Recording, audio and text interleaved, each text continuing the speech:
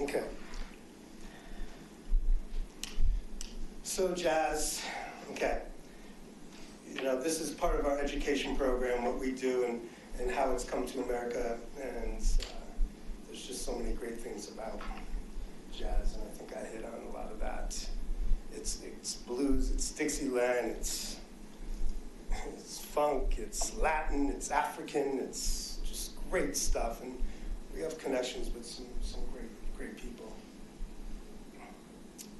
So, about the 5th year, or 6th year, Westward Magazine voted us the best music festival outside of Denver, and that was really a nice thing to get, and I was pretty happy. We were very happy and pleased when Westward made us the best festival outside of Denver. And another thing about accomplishments is the alumni, the kids that played for the 5, 6, 7 years, and then all of a sudden they come back and they're playing with Donald Harrison, or they're playing with the pros, and that's really great to get this alumni program going, and we do have that happening, and they're all playing on the Front Range today, and some have gone to New York, some are in Europe, and they come back around.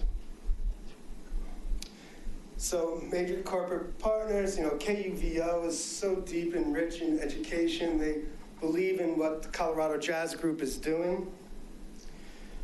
They believe in the education. They are on board 100%. So bringing Kuvo to the table can reach a lot of people from coast to coast.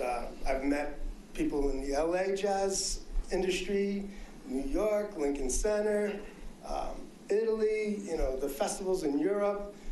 You know, they're my pulse, KUVO, when it comes to what's happening and how to keep it fresh. KGNU, they did our gospel. We did a gospel Sunday morning one time. That was really nice. For every little experiment, it's costly. So to do a gospel thing on a Sunday, it takes some time. So yeah, Yamaha. So we probably have about 40 sponsors that we bring to. So Colorado Jazz Group goes to school. And yeah, so we've been going to the Longmont schools. We've been going to Ryan Elementary in Lafayette. Monarch, Superior, Niwot, and Boulder. Longmont, University Hill, and Boulder. We're actually coming up in January. We want to keep the existing schools and try and turn it to a 2-day format so we can do 6 to 8 to even 10 schools with the musicians that we have, because the impact is amazing. If any of you have a chance, we can definitely let you know what our actual January date will be for the Superior area schools. It is unbelievable. You just get goosebumps watching. And always the music teachers say, we have these instruments here, we've never heard them sound like this. And it's so amazing to see. 5th grade is a tough age, and to see them inspired, even if you're reaching, you know, a quarter of the class or half the class. Not everyone's going to be interested because all music classes need to attend.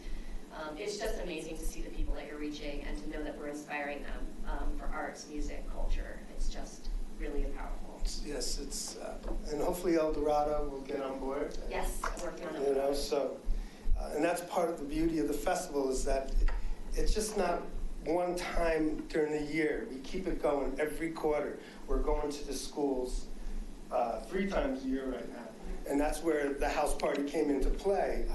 They would usually do it at the restaurants, but now they're in town, so we'll do a house party, or you know, maybe we'll do it at the Tesla building, or you know, wherever next time. You know, so it's one thing. It keeps it going and keeps it in everybody's mind. Let's see. Yeah. And that's Tony Galizia. He's our main educator. He's been doing the Vail Goes to School for about 22 years. He's a national treasure, like I said. He's really looking forward to spending more time in the schools and growing this program with us. And it's a great program. It starts off with the migration of jazz, and then the kids are interactive, and from there, we do the blues scale, and we bring instruments that the kids cannot hit a bad note. So while we're teaching them about syncopation, and we give them these instruments, and we teach them the blues scale, and before you know it, within 45 minutes, we'll pick some of the kids out, they're playing the blues. And it's more exciting than a festival sometimes. Okay. And, this is something that's, it's not set in stone, obviously, but when I looked at the drawings over there, I saw that little square. Now, I hear there could be an amphitheater, and, we take a lot of pride in what we do. And when I went to the Chili Festival, that was a really nice event. And I saw that the layout was done very nicely. And I said, this is, we've converted, a lot of events where we take a clean slate and just give it this presentation of sound, visual, palette, and what's nice is with the hotel now, the artists will stay there, and then the kids get to hang out for the weekend, elbow to elbow, with the artists. The artists are so engaged in community that I think Superior, the vision of what's happening, and I don't sit on the board meetings, I haven't really engaged, but from what I see, I think Superior would be a great spot, being that it is the gateway to Boulder Valley. So,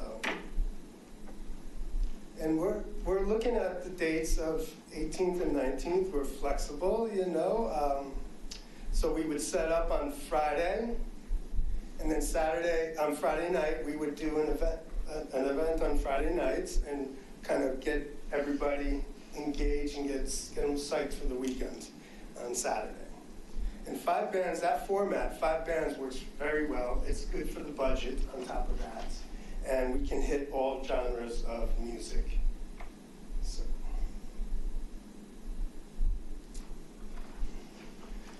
So Colorado Jazz Group's Superior Jazz Fest, 2-day event. It's really 1.5 right now.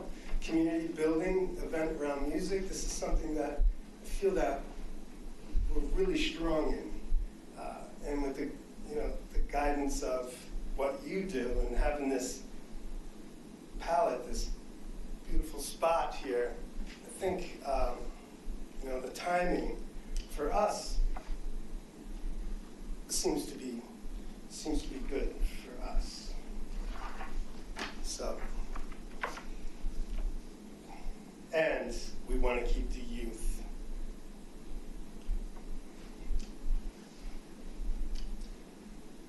Yeah, so this is everything that I've talked about, where in between the bands, we always have, and we're always on time. So the minute the band ends, there'll be a little marching band or high school band, but really they're professionals. This is I forget the name of this one band here. Brothers of Brass. Brothers of Brass. They just march in between the acts and really just kept people engaged, and it was really nice. You cannot sit still for that. It was amazing. So when I did take a break in Niwot, all these acts right here, Liquid Soul, Poncho, Robin Ford, they all said, what do we need to do to keep it moving, Howard? Come on. So that's why we're here tonight, is that I've seen a lot of festivals, their histories. They'll take a little break and step back to reevaluate and how things need to be handled, but you can't go too long. So that's why time is important. And I do really love that brick driveway right up into the main street right there. That is just, talk about containing, and what would be great is to have it there. In this way, everybody's looking up that way. So, okay, so yeah, the list goes on, and the attendance is important, right? And at the Chili Fest, there was some good attendance there. I was really excited. I thought it was a beautiful spot. And Don Grusin is really how this all took place. Dave and Don Grusin came to me and said, man, we love what you're doing in Niwot with the music. And he said, how about if we do a festival? So he's on our committee. He's on the advisory board, Mr. Grusin. And our sponsorship request is asking for $25,000 to, our budget is, we spend about $130,000, $140,000 to get this event going. And then the proceeds from the tickets go back into the following year and in the education. And that's something that we want to continue to grow. So right now we are at 5, 6 schools, possibly 7. We're starting right in January. So, and we'd like to get things going with a date so we can move forward and know that Superior's on board.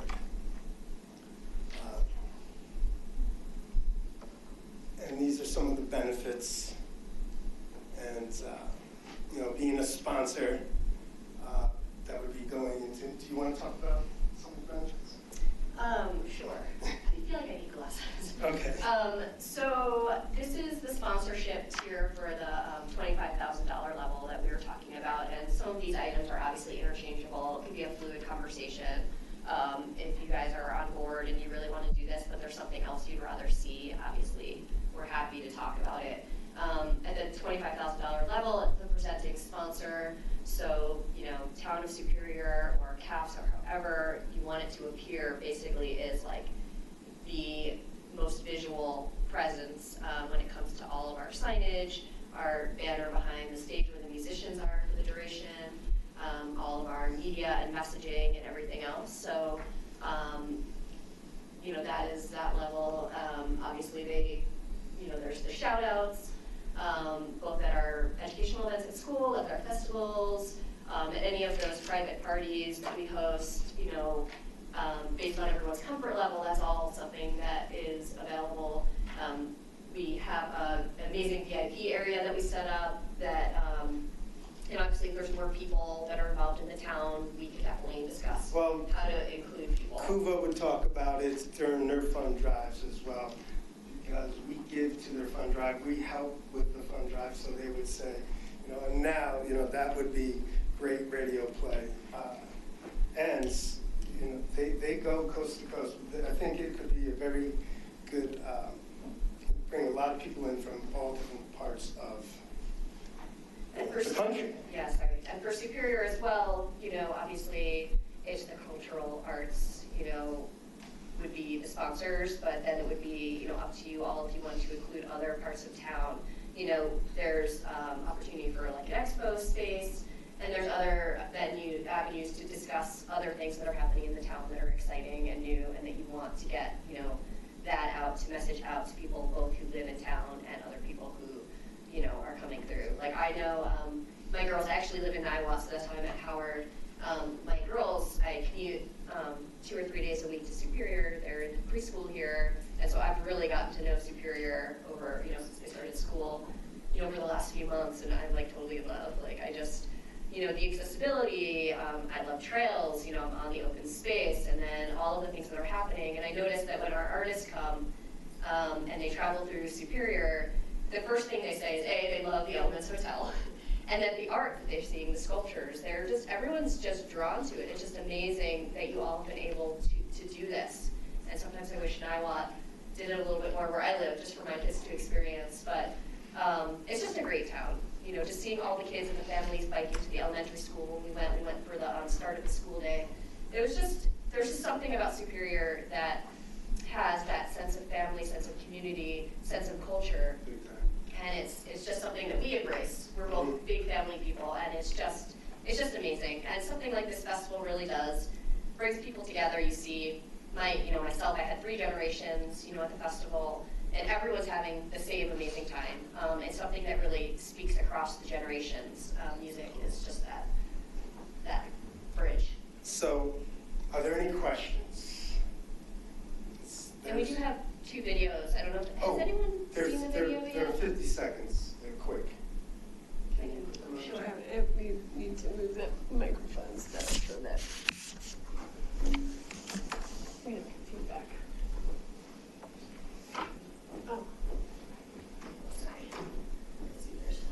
the second tab, I think. Can you, Are you going right here? no, up top. Up top. Yeah. Yeah. All right. If there's feedback, I will pause it. And, oh, Yeah, testing is very important.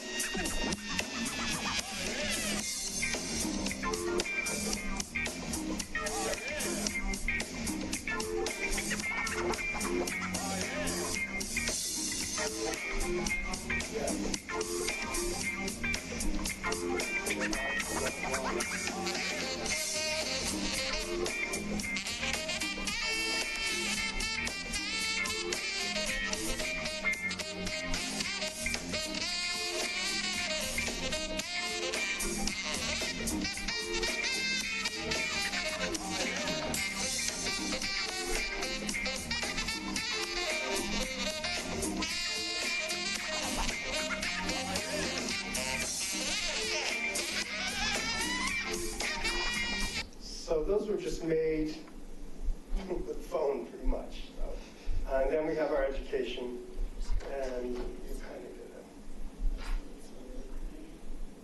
Thank you. 1, 2, 1, 2.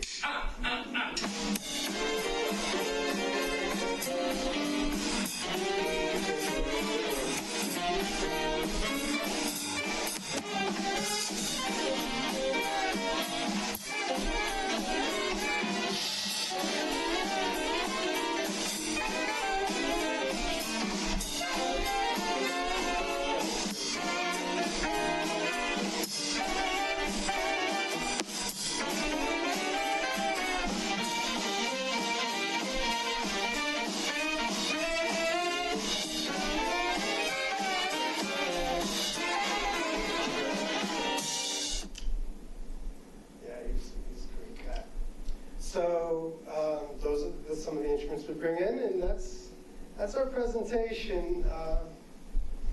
And I just want to thank you for the time. I mean, do you have any questions? Well, I do. I don't know if other, okay, so I think we do have a few, if you don't mind. Please. Do you want to start? Oh, I mean, my first question was why do you want to move out of Niwot? Because I had a restaurant there for 23 years, and there was some Old Town, setting up in Old Town. We're right in the middle of Old Town. Something that we've been wanting to do is grow a little bit and bring a second stage for education, and there was some pushback, and I'm just ready to, there's only 4,000 people. Oh, yeah, sorry. There's only 4,000 people in that town. We brought about 25 to 4,000 people to the event, and we wanted to grow it. And that's why I left Niwot with the festival. And also, I'm hoping to open up another restaurant and bring that full package to another community.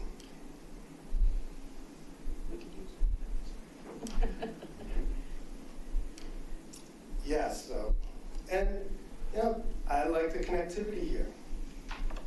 And my family's here. You know, they've been here I've been fighting to move here for a long time. Finally, 5 years ago, I moved here. And I just, you know, ready to expand and not get bigger, just a little more, you know, quality of life. And you still have all those sponsors that you showed us up here? Oh, yeah. Those? Yes, I have quite a bit more. Okay. And it's not everybody's locked in. There's a lot to raising money. Right. So they're not all locked in. Do you think that you'll approach other corporate sponsors? We had a full meeting about it today. Yes. Yeah. Is this a one-time ask, or are you guys hoping that you would get the same amount every year? This is not a one-time ask. No, this is something that we would like to grow and continue. Because it's important to bring in quality acts, want that wow factor. When they come in, we want, you know, stage presence. Yeah, you know, you know, there's something about some artists that might not have the ticket, the audience draw, but the people that are there, they'll feel the heart and they'll get to know. And we don't bring the same artists back every year. So what's nice, though, is that once somebody comes in and plays, they're like, man, what's it going to take for us to get back to Superior Jazz Fest? And I say, you know, so, and the audience wants to get to know the people as well. So that's what I've learned over the years. So we want to continue to grow. I hear that there might be a new hotel. Yeah, we want to fill those hotels up. We want more sponsors. We want to, you know, I would think we would want, you know, to have those bus stations, them coming in and walking from that bus station and shuttle them right over. And that's the future. For now, we'll start, you know, I would like it to keep it in Community Park because that's the way I saw the Chili Festival go down. So, no, this is something that I plan on being here for, you know, quite a time. I have two questions, if nobody minds. One is about the meal tickets that you described, and I know you have a restaurant. Are you connected with that end of the food in the Jazz Festival? Yes, well, we're particular about, we're connected with the seafood companies. So if we were going to do an oyster bar, you know, that would be run by, probably hire some great shuckers from the Northeast, and they'd come out. And so certain things, I wouldn't just hire any food trucks. We're particular about presence and hygiene and the way food trucks appear. So, And my second question would be, how many people do you think? I would think we could do 4,000 people. Just from what I saw at the Chili Fest, and then there's a big following for Jazz on Colorado Jazz Group. There's a big following. I would think that we'd be ready for some shuttles to be shuttling in there. Thank you. What do you expect the tickets to cost? Depending on how much money we can raise, what acts we're going to bring in. You know, do we want Carlos Santana? You know, do we want Poncho Sanchez? So I would think, depending on how much money we have, but I would think probably the $25 range. But eventually you're seeing it moving to the downtown area? For the future, absolutely. You know, I like Wildflower Park. I think it's a beautiful park. I've been taking my nieces and nephews up there. It's an amazing spot. The parking and, you know, I like the community park. It's been there for a long time. But what I see here is just, you know, you don't see that from Fort Collins to Colorado Springs. There's nothing going on as far as a world-class, international, national music festival. So, you know. And I think that, and one of the ideas as well, and what worked well in Niwot, was all of the businesses that are there in the footprint. So then they all become involved. And I know there's plans for retail and other commercial businesses to move in, I think, to the bottom level of where the apartments are. Yeah, that's a For down the road. But the idea is to start incorporating, you know, superior businesses as part of the footprint, part of the festival, which you really get from being in more of the downtown area. And that's what I liked about the Chili Festival, is when I saw all the local businesses presenting things. I was just like, yes, there's a nice network right there to talk about it. Also, we probably do some events at the hotel in the lobby. They've been asking us to do things there. So, and not only, you know, the education and this great signature event, but maybe we also, down the road, we do a little winter festival too at one of the halls someplace. So go ahead. Well, I was just going to say, so this is, you know, your ask is 20% of our budget. And what I really loved about the house party was the intimate connection. And would you guys be interested in doing a smaller, as opposed to, you know, what I saw as far as numbers is you had 2,500 at your largest last festival. 4,000 to me doesn't say intimate, doesn't say superior. Would you be interested in a smaller amount and doing a smaller piece, or are you only interested in the WOW? Definitely not interested in the WOW. We're interested in quality. There's people out there that want to come to do something small. You still got to have the quality of the product, even if it was 1,000 people. Something small, you know, with bad weather, what's costly, if you look at on the links, what's costly is making sure that that day, we're not risking getting rained out. The tenting, the walls, people that are gonna be comfortable. And when they walk in, the VIPs, they're gonna be treated great. We have a lot of experience with how to treat the VIPs, and we also have a lot of experience in making sure that there's insurance that when artists do come, they're going to be taken care of and the guests are taken care of. But as far as 4,000 people go, you know, that's not all at once. During the day, the parents come for the education, then you'll have a good band around 4 o'clock, and then it's the closing act at 7. And so it's the format that will bring that crowd of people in. Some of them will leave by 4 o'clock, and then you get the youth in for the later part of the night. Is there a youth ticket then, or a family discount? Yes. I can see that, you know, Superior is a lot about families and that family focus, and if a family of 6 people want to come, that's, you know, more than any festival we have. Most of our things are free, so. Which is great. And one thing I've noticed, we kept this event free for 5 years. And it was really a nice event, but we couldn't continue the education and the growth. And the thing about keeping it, when people were buying the tickets to get in, they were happy to be next to people that also invested in, you know, if somebody's giving free hugs, I'm going to pay $2 for the hug instead of going for the free hug, because I really feel like there's something up here. So I do believe in a ticket price. It has to be. If you want to, these musicians, you know, they don't pay, you don't pay them to play. They're here because they love it. You pay them to get here. You pay them. And what's nice about these musicians is when they see that the town is behind them, and for us to get more sponsorships from other companies from Denver, or even I've gotten sponsorships from Sonoma County and all the wine companies, they like to know that the town's invested and it's going towards the kids. And that's our platform. So. Okay. Okay. I actually have some budget questions. Having been Boulder Rotary, I actually started the Beer Fest with the Chili Fest side. Mm-hmm. So a lot of this, getting all this coordinated is very familiar.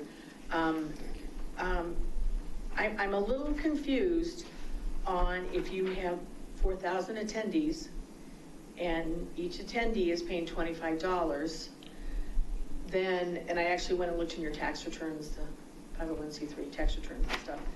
I don't quite understand why you're seeking the Cultural Arts Committee as a sponsor if budget-wise and structurally and sponsorships, you need us to contribute or want a $25,000. Okay, so that was during the time when it was free. So that 4,000 people came in while it was free. Okay. And even if the last couple of years, our ticket sales weren't 2,000 ticket sales. We're giving them away to keep the momentum going. So our ticket drive was a very small percentage.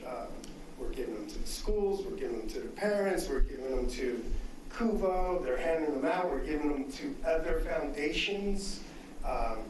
So yeah, our budget is about $130,000, you know. And now, is that including, I know that you've requested the $25,000 from the Cultural Arts Committee.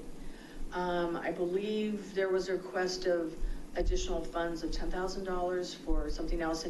and realizing part of our responsibility is that fiscal responsibility to the taxpayers of Superior. So that if the CAPS committee, the Cultural Arts Committee says, oh, we're willing to do a sponsorship of something that's literally $25,000 and a huge chunk of our budget, we need to be fiscally responsible to the residents. How this is going to look, are they seeing value with that? Is it really meeting our mission? So in that $130,000 that's your budget, does that include the $25,000 from the Cultural Arts Committee? Yes. Okay.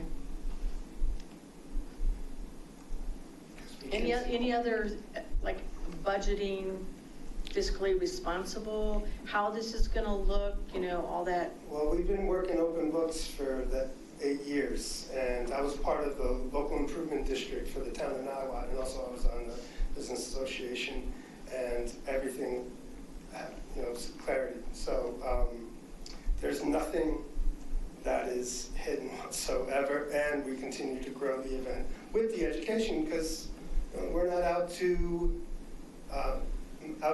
keep, the musicians want to see, the community wants to see. There's no gray area when it comes to this. It's about community, heart, education. So what And happens in your $130,000 budget if there are not enough ticket sales? Let's say even if you have 1,000 people, 1,000 tickets sold at $25. What happens, or do you have a budget goal or a committed budget to the schools for the, dollar amount? If you don't achieve that through the Jazz Fest, then how does this work? You want to speak to that? Sure, I can speak to it a bit. So, our goal obviously is the proceeds wrapped into music education for the following year.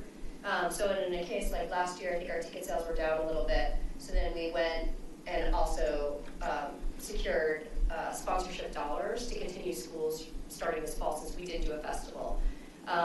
So that's kind of where that shortfall is.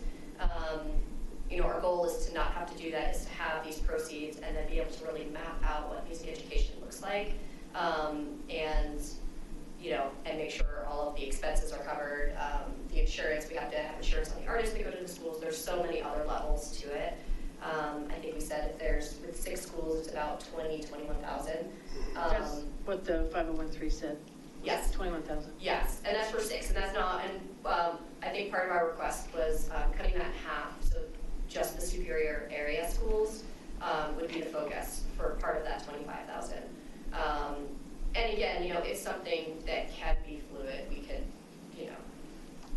Well, to get outside, to bring outside money into a festival, and it's a very competitive, since we started 8 years ago, festivals are so competitive. And we're very in touch with what's going on with other festivals. What was my point? Well, just your level of comfort feeling that you're going to be able to generate this scenario and it's going to cost this amount of dollars. And, anytime you're doing a fundraiser, anytime you're doing an event, you're looking at what is your worst case scenario, your best case scenario, and how comfortable you feel with that. And especially if this is the first year it's in Superior, if it has not been done for a couple of years, and you're right, there's a really oversaturation in many regards to the festivals. We just kind of would like some feeling for how comfortable you are with 1,000 attendees paying that $25, for example. Very comfortable about that. Very comfortable. They're so much more than just showing up for that day. Not to mention, there's a lot of outside money coming to the town that will be talked about 12 months out of the year with special events and radio and the musicians. They talk. They have their Facebook. They have their networking.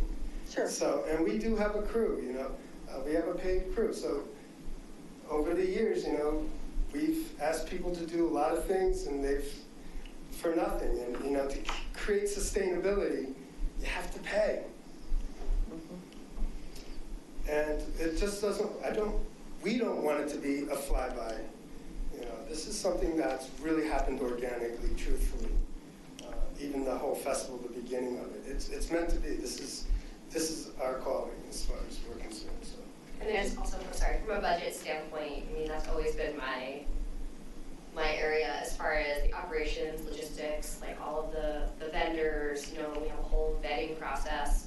We don't just take, you know, the first people that sign up. We want to make sure that we're getting best pricing.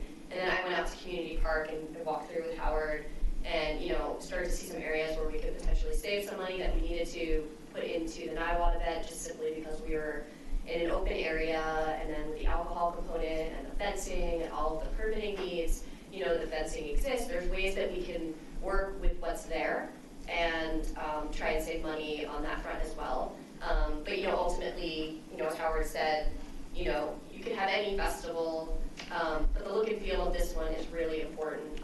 And it doesn't mean that we are like overly extravagant with how we do it. We're really careful with our budgets, but, you know, we do want to have a tent for everyone to be under. We want the VIP area to look a little bit more special.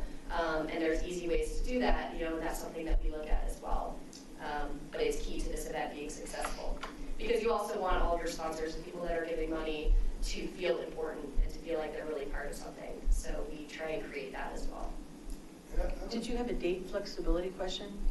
Oh, yeah, so your date is the date of our shindig, which we had this past fall, which was very successful. And so, you know, that would mean we'd have to move our event and sponsor, you know, if we chose to sponsor your event. So are you interested in changing the date at all? Well, after working on this for the past 8-9 years, and it was in August, I really feel that for this event to take place with the Arise Festival and the other events that are happening, the schools are coming back with our education program, that weekend works really well for us.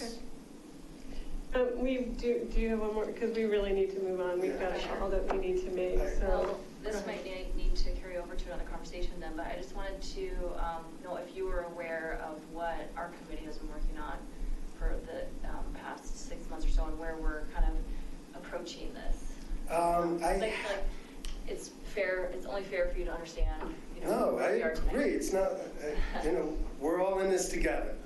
And I would like to work with all of you, and I would like for you to kind of tell us what you're doing.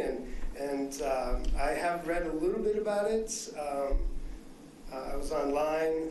Also, you know, I've been wanting to come to some more meetings and see what you're all about. So I haven't gotten there. So I did read today a little bit about 3 signature events a year that you're talking about, but I don't know anything about what kind of events you're talking about. So, I mean, I think it's really important for you to understand for the last probably 6 months or so, we've been contracting with a Happy City. consulting agency, yes, Happy City, and they've been holding various community engagement opportunities for us to get ideas, because the CAPS committee is fairly new, and even our budget is fairly new, so, you know, so we're kind of in a stage where we're kind of like deciding what we want to do and creating a 5-year plan moving forward. So we're kind of like right on that culminating point of having gathered all of this data and sifting through it and creating this master plan. So, and I should say, like, live music was something that people said they really valued and they do want to see. However, it's just a little bit of an awkward moment right now to kind of like jump in right now with a whole new idea, because we've just been gathering so much data. So we kind of, it's like a little disorienting. We need to like think about this and how it fits in with what we have been doing, and can it fit in, and, you know. It seems like the timing could be right, too. I look at it, the timing could be right. I've been going to Happy City, checking out their website and seeing what they've been doing for cities around the world. And I think that we're right in play with what Happy City, and I would like to know more about what your plans are. But I think Happy City seems to be, when I saw that you signed on with Happy City, I was like, man, we're all about being happy. And the connectivity and the parks and the sculpture and education. We're here to help. We're here to grow this community with a cultural, and, you know, and I just can't be done with just every little bit helps. I watched it go down with Niwot. When you have everybody rowing the boat in the same direction, it works. If you're not able to commit that full amount on an ongoing basis, do you think you could make that up in another way, or? Well, for us to go out and raise $130,000, $140,000 in a town this size, I would like to make sure that the town is invested. So that's how I opened up my conversation with corporations, saying, look, this town is doing it, and they are invested in us. And I have, we have a lot of experience. This is what we do. I left the restaurant business to really focus on community with music and culture. So, and I'm here, I'm a resident. So I feel, and my wife's business has been here for 20 years. So I feel, yes, could we go smaller? The talent, there's a lot of festivals, events out there that have a talent they're good, they're solid, but you can go see them down the road, you can see them over here, you can see them over. This is something that, they're coming into town, so you have to pay. We all have to step up. Terry, did you have one last question? Yeah, I was going to ask about the, I guess, a deadline for when we make a decision. No, we don't, we can, yeah, that's not really a question Okay. for, we are gonna have a conversation. No, I know that. Tonight? I know that. Are we going to have a conversation tonight? Marcia, we're gonna be talking with Happy City, and we're talking about our overall master plan, so we will be talking about it tonight. This project. We will see, we are now 40 minutes over I know, time. it was on the No, agenda to decide. We appreciate all of your time and respect that you have a lot going on tonight. So we are also available offline. If there's a question that comes up, please don't hesitate. We can have another discussion separate from this. So we really do appreciate Thank you it. very much. Thank you. Is there someplace on the website where that you'd recommend that I see what you're doing? Well, we post our actually had all minutes. kinds of group community experiences that we would have loved you to come, but yeah, you've got the town website and check it out. Okay. And then December on 7th, at yeah. Brunelleschi's, we will have, Happy City will be in town. And they're also presenting in town next week at the board So I can meeting. come to these meetings? Sure. Oh, I think You can actually, we're having a video conference with them now, so you can I stay. think I will stay, because it's been impressive to go to their website and see Yeah. what they're Okay, doing. excellent. So, Excellent. I know. I'll stay for a bit. I have 3 young kids, so I eventually come back to bedtime. Do they go to Superior? Superior? I actually click on the go to the computer? festival. No, it's the phone. And it's amazing. If anyone knows anyone that age, we love them from 50 Sisters. And she said pick a Denver number, yeah. And then I think I have to call on here. Yeah, it's dial the 172. Yeah. I don't know if you need the border dial tone. That'd be good. All right. No, that's a good, I don't know that I knew the one, I think you're right. Yeah.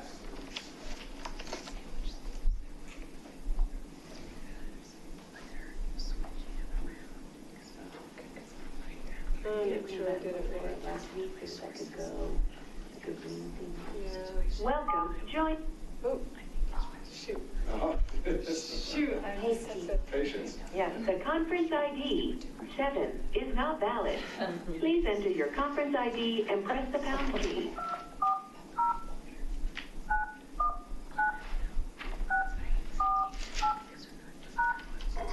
The conference will begin when the next party joins. So we are, Mitchell, we can see Mitchell, he's not going to be able to see us. Because she didn't set up the camera. You will now be placed into the conference. Hello? Hi there. Hey, sorry you were late. We, No problem. I've been following along. Oh, okay. Fantastic. Okay, where would you like to start? Oh, we don't see I think I'll you. start by sharing my screen. Yeah, that would be good. Sorry you It's just can't like I see still us. got the, I have the Oh, you need to approve me to share my screen. Do you see a request? Yes. You're now the Yep. presenter. Okay, and so all the committee members are here, Kevin's here, and manager Matt Magley's here.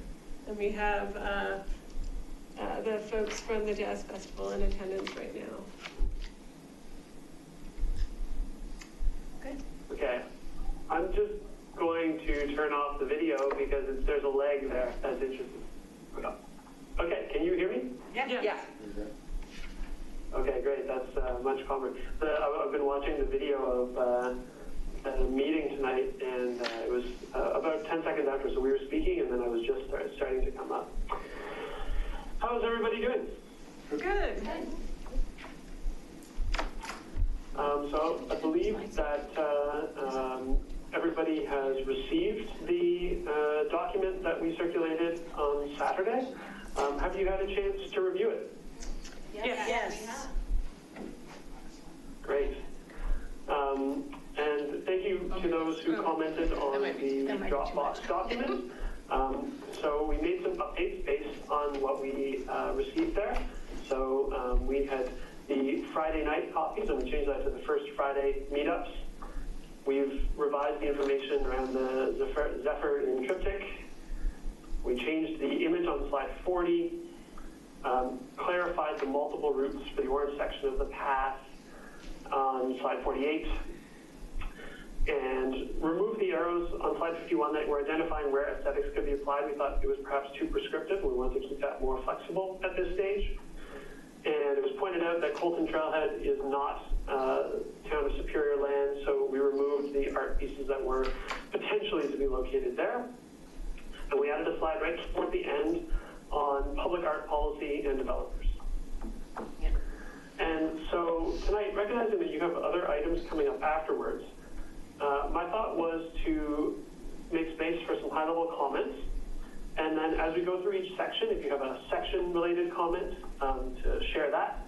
And then as we're going through these slides, you can share slide-specific comments if they haven't been addressed yet. And in doing so, I was thinking we could move quite quickly through the context piece, because I think you are all experts on Superior, and also through the engagement piece, because we've reviewed that previously. Does that sound all right with you? Yep, sounds great. Okay. So would anybody like to start with high-level comments on what they saw in the plan?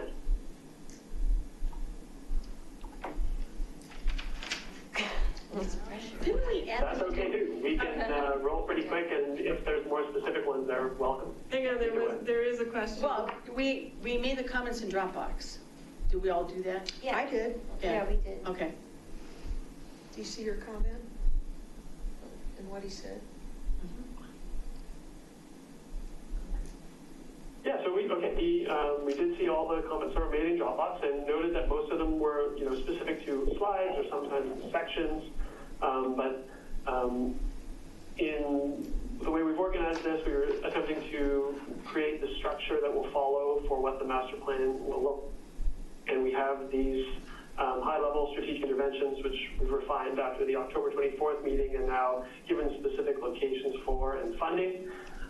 But if it's all right with you, we can start to roll through this. And if you have any comments or questions or anything else along the way, just feel free to stop me. Okay, great. Yeah, it's a good idea. So you've seen the agenda. These are all the pieces that are coming up within it, and you've had a chance to review. We now have this as the vision statement for the plan. How can we elevate, or this is the question, sorry, how can we elevate Superior's identity and support positive change while celebrating assets? And this has come through in many different ways, and we understand that there are a lot of aspects of the town that people really, really value, and we want to enhance and celebrate those while creating space for this positive change that is coming from the introduction of public art policy and plan, as well as significant new development and the increased interest in living along the corridor, and particularly at the gateway to Boulder. So our draft vision statement was to create a placemaking will create a unified sense of identity that boosts social well-being and community health in Superior through strategic design interventions and joy-sparking events. Did anybody have any thoughts on this? No, looks good. I like it. Great, thank you. And so, how are we going to achieve this?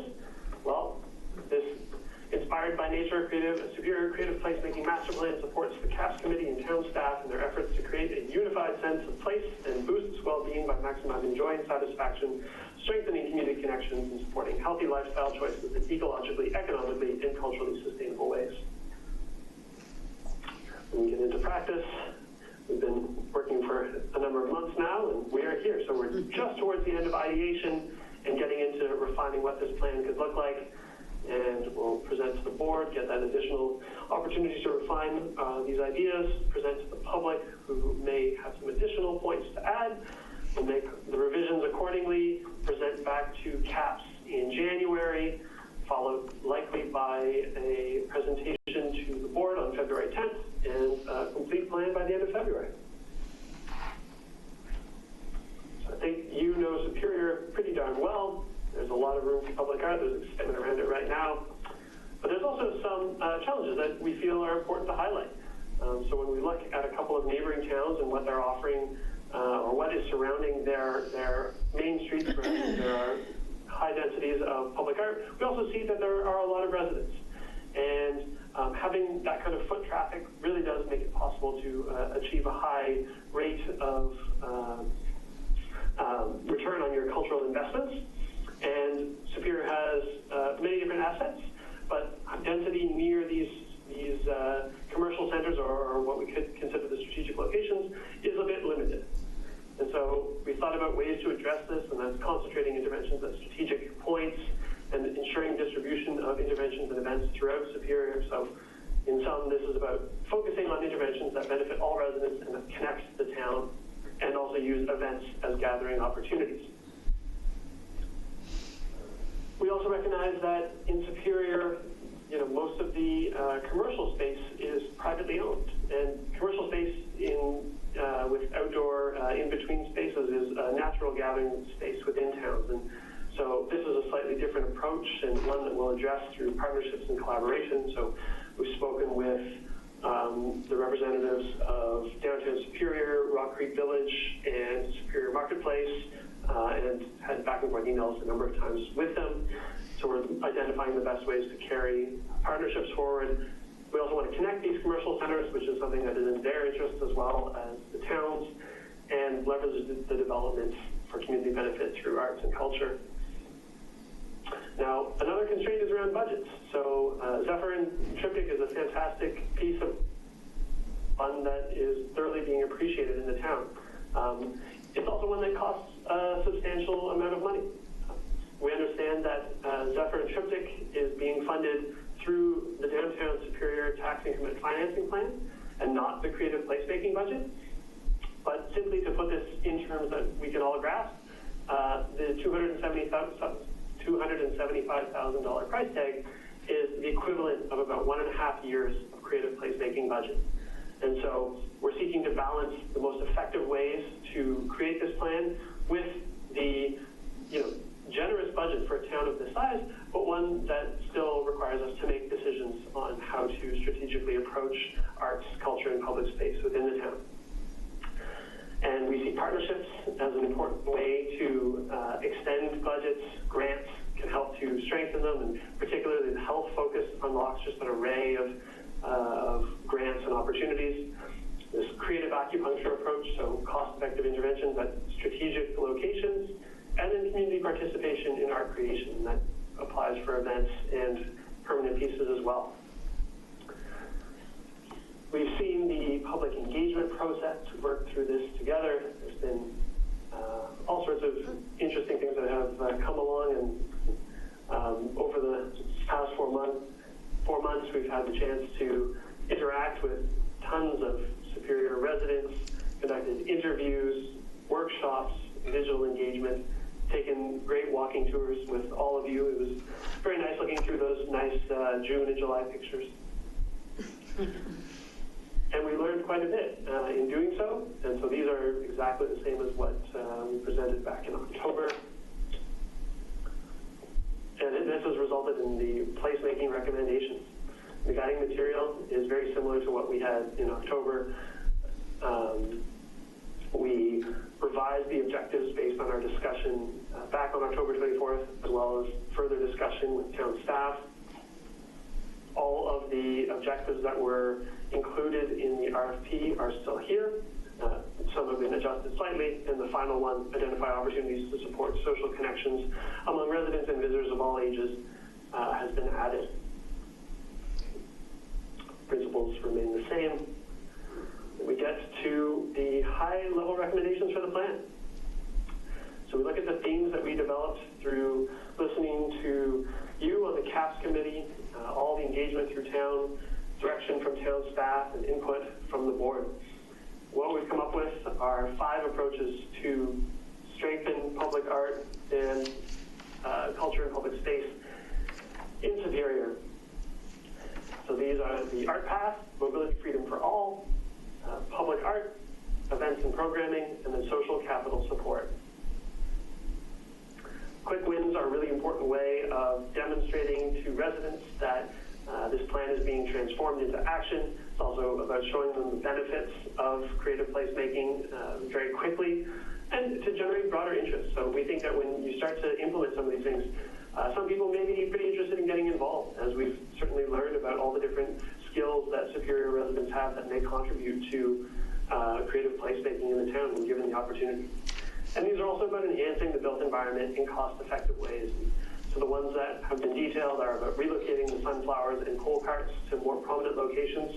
As we understand, they must stay on the marketplace property, but town staff has recommended locations that are far more prominent and enjoyable to all residents, whether they're visiting Marketplace or simply in town.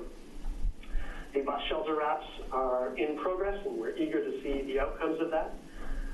We see opportunity for a temporary exhibition already next year, and this could come in a number of forms, but I know town staff has some ideas about implementing this quite quickly. There's opportunity for creative crosswalks and other mobility freedom increasing and traffic safety measures. We see signal box wraps as a way to quickly implement art in a cost-effective way, and looking at community grants, such as adding an HOA film night or block parties. On the aesthetic perspective, we've been seeing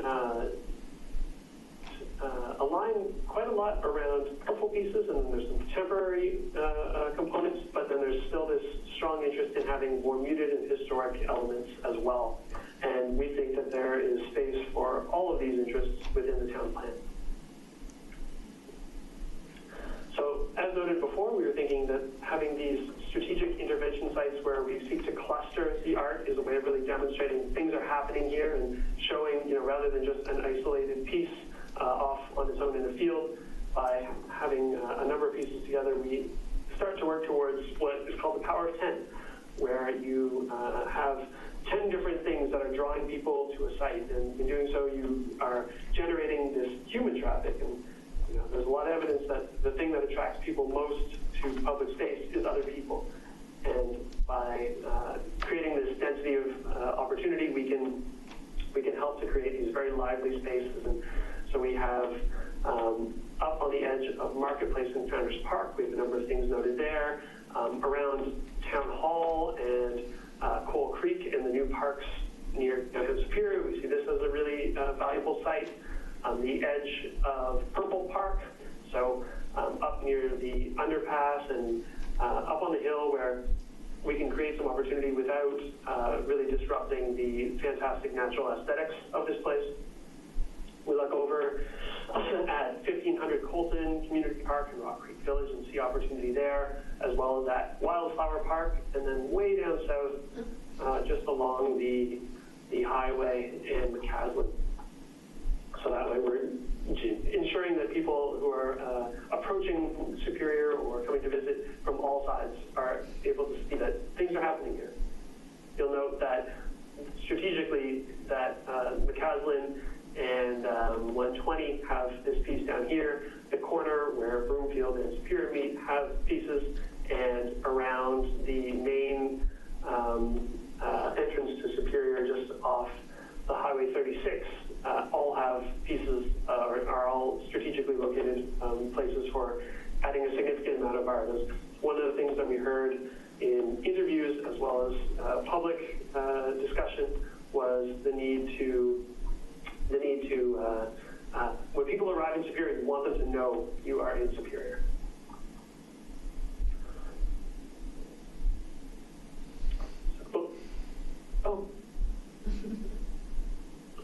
So these are the potential intervention locations.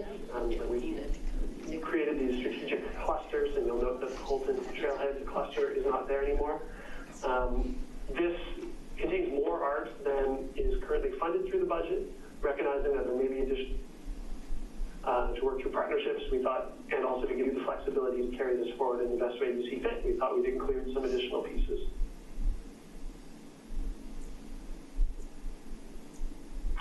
So we really see the art path as the marquee piece of this plan. There's tremendous opportunity to link together the different neighborhoods in Superior to ensure that there is balanced benefits through all of these neighborhoods, and also make it really easy for people to move safely and with ease. We heard a lot about making sure that children can get to and from school, and also eventually to downtown Marketplace, and parents having the peace of mind to know that they'll get there safely. And so we're trying to achieve all of these things and boost health, while also creating this destination and vibrant public space that is going to really celebrate the outdoor assets that the town has. And so we see the art path really fulfilling so many pieces. And of course, if you've reviewed the report, then you've seen all these different reasons that we think the art path is a really good fit for what Superior has to offer in this active population. Now, the final routes will be determined through additional outreach with residents, and this would be something that starts to be conducted once the plan is approved and art path planning would get underway in 2020. We see these as strategic routes to follow, but also recognize that there could be local variation or different reasons to follow different routes. It's important to note that we think there's space to do both, or that the art path could follow both hard and soft trails, so it doesn't all need to be paved or painted. You can do things along the edges of the trail, importantly, as well. And with the orange section, we saw that this is a pretty long stretch to connect from Rock Creek Village and Superior Elementary over to downtown Superior. I think it's a really important stretch to ensure that you have this connection so people are able to flow in both directions with ease. But this is also relatively complex. And so for this reason, we identified 3 potential routes here. And all of this can be adjusted based on public input should the trail reach this stage, but this is the approach that we were thinking, and we've detailed the core funding for artists that would be accompanying this as well through the course of the plan.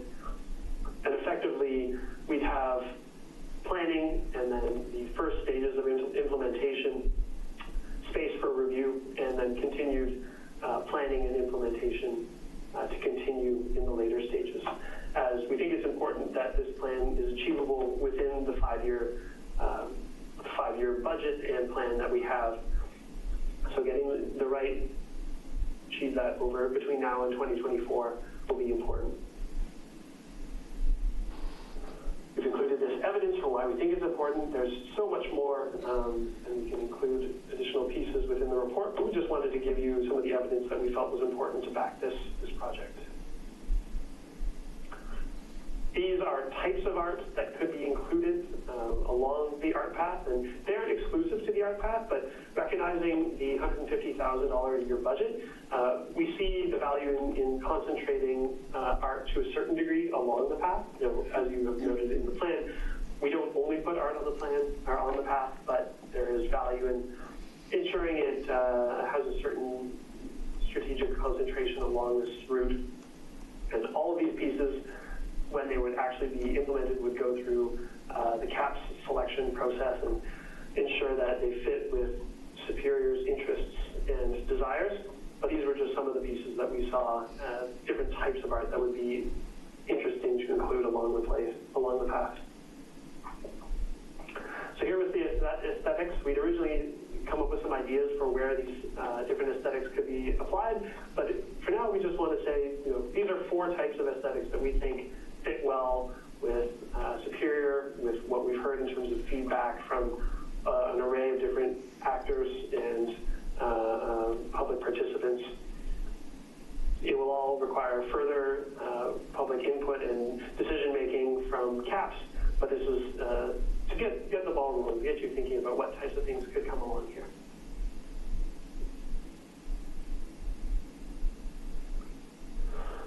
So this would be one potential place. So looking up at Wildflower Park, this would be a location where it could be initiated and then continue down to 1500 Colton, passing by El Dorado K-8 along the way.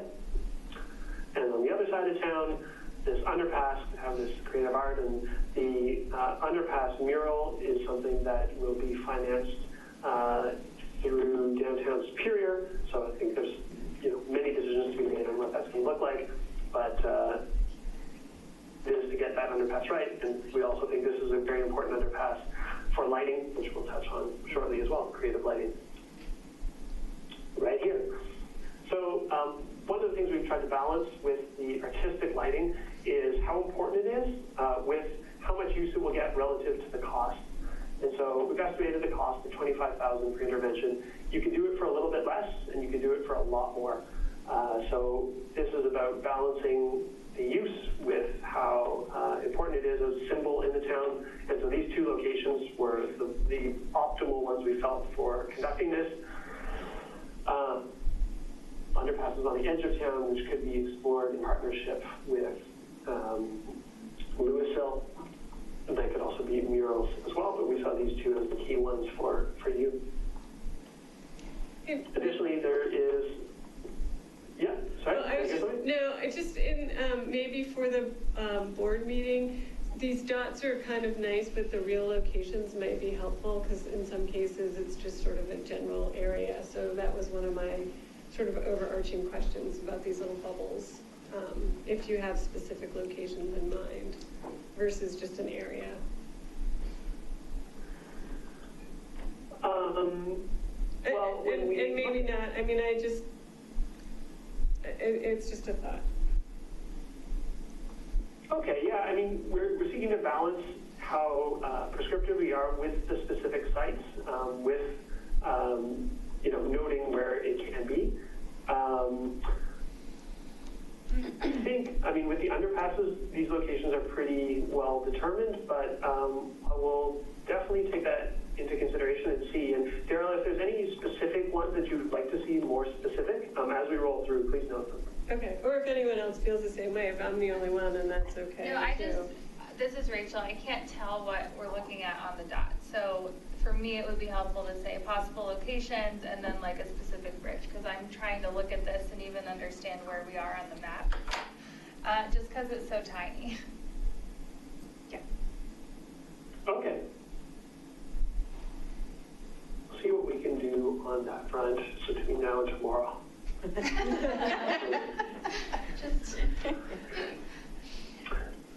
Well, and maybe just think, maybe we can help you do that for them. I don't know. Again, let's not spend too much time on that, but it's just a thought. Okay. In terms of the underpasses, what sort of information would you like to see added? Well, those are pretty obvious, but I think some of the other areas, when you have the bigger dots and you're talking about, and I can, if as we go through, if I see a specific place, I'll let you know. I think if you don't know where those two underpasses are, then the other one is when you were doing the maps, right, okay, this one right here. I'm looking at that, I know super well where Superior Elementary is, but I think it almost needs like a designation a little bit more on it. Sure.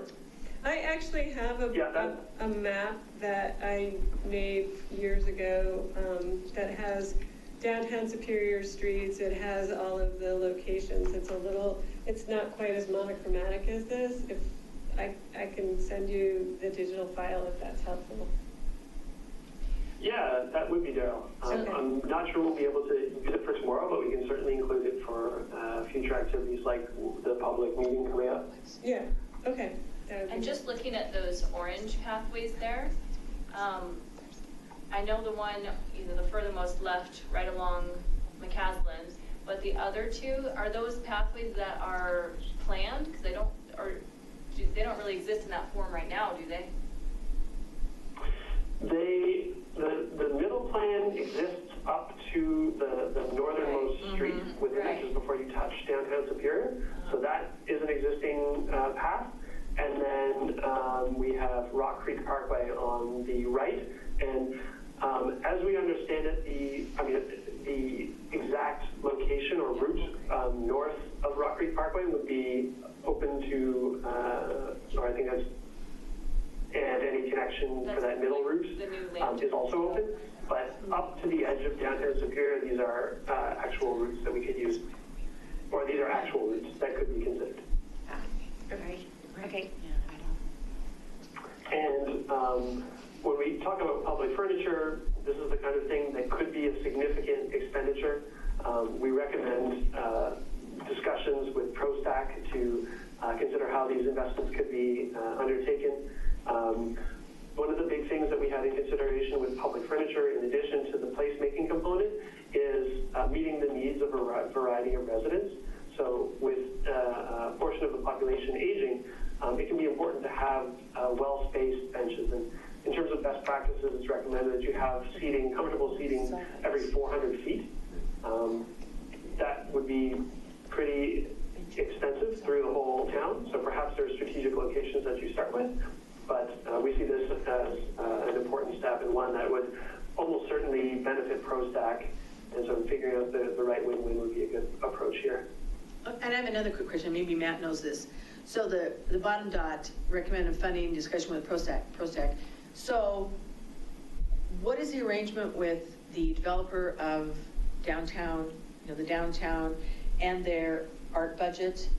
I know it has to go for the downtown, and they have to reach those tax increment financing benchmarks where they're issuing the bonds and stuff. How does that all fit in, or does it not even fit in with what that path, that initial art trail from the downtown all the way over to Marketplace? How does that look? Is there any funding for that type of thing? How does that work? Because that's how Triptych was funded. Yeah, I think there's a couple different, this is a plan, right? So let's not get too worried, but I would have two early ideas. I think sharing this with Branch Capital as soon as humanly possible and say, this is our plan. And when you bring applications in front of the board, this is the type of stuff we want to see. And so having them then present furniture as part of, okay, we understand you like, the board, presumably the board likes the concept of the walk. We agree that we need seating and art, and so we have woven this into our application. Okay. That would be the kind of thing that the board, I suspect, would be well received by the board. Secondly, yes, there are separate dollars that are associated.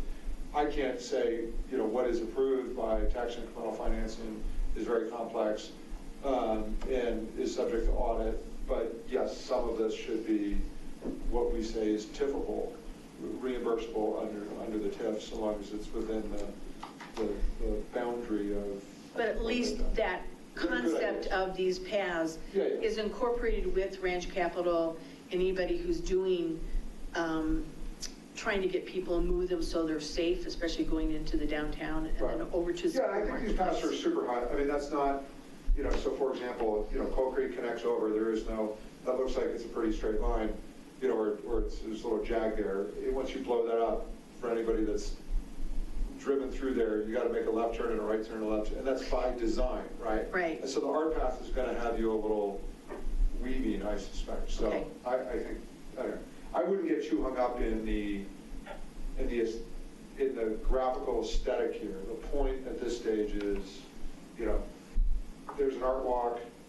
It's, it's going to connect these 5 points, the power of 10 or 6 points, and then as an element of this is public furniture. Those are the takeaways. I wouldn't get too hung up in the artistic aesthetic or kind of whether or not it's on this street or that street. Okay. Thanks.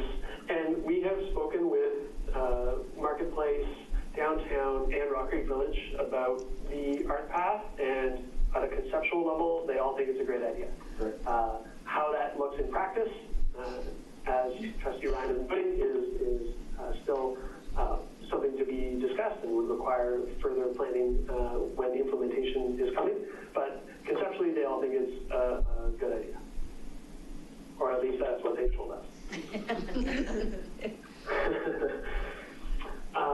So signal boxes, we see these small metal boxes that are located next to traffic lights as one really quick way to have like a small artist competition and create these vinyl wraps in cost-effective ways.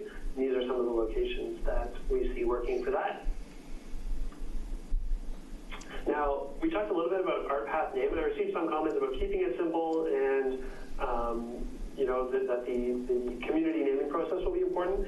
And so on this, I was reflecting further and wondering if CAPS would be all right with us just calling it the Art Path and noting that we recommend a community naming process moving forward. Yes, What do you think? that's great. Yes, That's great. Okay, great, thank you. So, mobility freedom for all.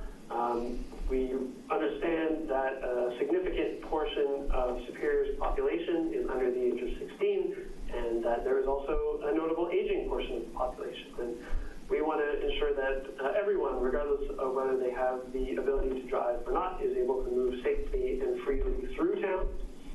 And this was something that came up in, particularly during the interviews, but that we saw and experienced firsthand as well.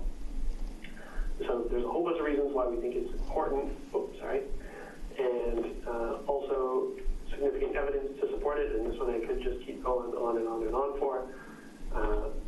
But we see a number of ways to carry this out. So artistic bump outs are one opportunity, and we have an estimated cost of about $12,000 per intervention, and within the plan we budgeted for approximately 2, but this is one where we see a good opportunity to secure additional grants to enable additional interventions.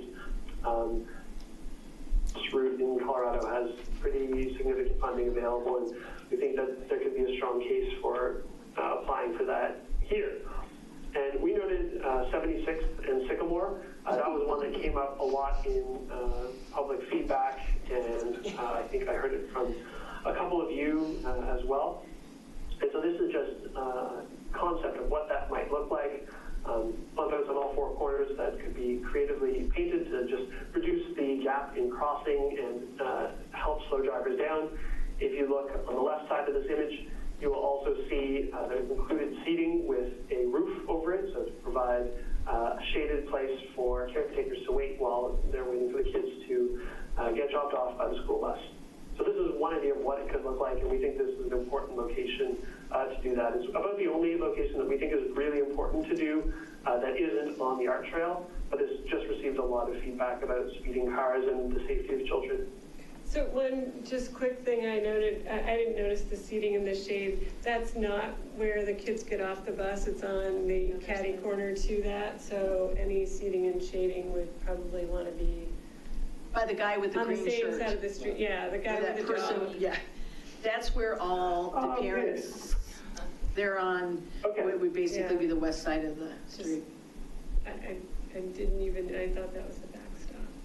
And great idea, by the way. Yes. And actually, if you go one page back, this is where the dots over by Autry Park, those don't make sense. I mean, I'm not sure exactly what areas you're trying to tell us need bump outs. Keep going to the right, down, right there. Up, over the 2 dots over by Autry Park. Yeah, what is that? Yeah. Why are they there? One of these is the entrance to Bell Flatirons, and the other is the street just below the clubhouse. When you leave the clubhouse and then wind down to the left, we just noticed how astonishingly wide these roads were. It is. Given the traffic volume within this area, it is completely out of scale. And wide roads with big curving corners, well, if they look like a racetrack, people are going to drive like they're a racetrack, even with speed limits posted. So we saw these as important ones. Also, also recognizing that Bell Flatirons may have their own need for involvement and perhaps looking to the property managers for this to get involved. We included these because those were the widest intersections that we saw anywhere. So those dots would be really helpful to label, I think. That's what yeah. Right. Because what is that dot? It looks like it's right next to Superior Elementary, the North Pool? What is that? What's the dot in the middle? Looks like. Oh, that's on Rock Creek Label. Parkway.